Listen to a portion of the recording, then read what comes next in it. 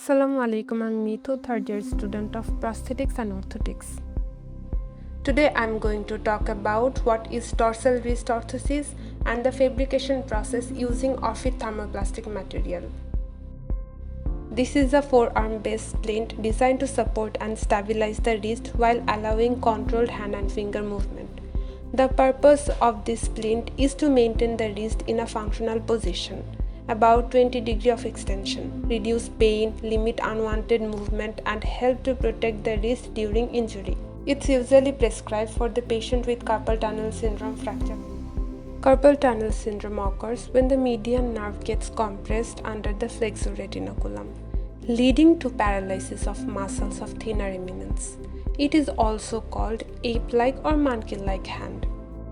As a result, the person may experience symptoms such as numbness, tingling, pain, and weakness in the thumb, index, middle, and half of the ring fingers where the median nerve are supplied. Now I am going to demonstrate the complete fabrication process of dorsal wrist orthosis. First, we start with tracing, then make the pattern, mold the thermoplastic, and the finishing process. First, I began by taking a tracing of the patient's hand and forearm. While tracing, I mark important anatomical landmarks, including the olecranon level, the styloid process, the wrist crease level, and the midpoint of the fingerprint. Next, I draw a line 5 cm distal to the olecranon and another line 1 cm proximal to the styloid level. From this line, first I identify the midpoint, then I take the measurements of 5 cm distal to the olecranon, 1 cm proximal to the styloid and palmar crease level.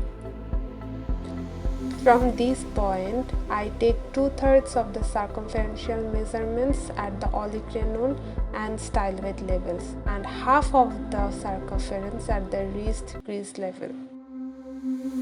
Here is the full measurement process. Using the midpoint on the tracing, I mark out the measured width and then draw the full pattern of the orthosis according to these dimensions. After that, I mark and cut out a window area near the hand. This opening allows the hand to pass through and also provides the necessary correction force during use. Now I transfer this tracing onto the Orfit sheet. I cut the material and heat it around 60 to 80 degrees Celsius until it becomes soft and transparent. Once the Orfit is ready, I gently place it over the patient's forearm, maintaining the trim line and positioning the wrist in about 20 degrees of extension. I hold the material in place until it cools and forms the desired shape.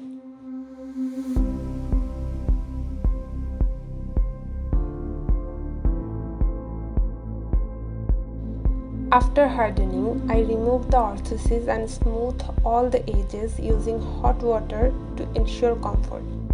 Finally, I attach the straps, check their fitting, and the dorsal wrist orthosis is complete. This is my final outcome of my dorsal wrist orthosis. Thanks for watching.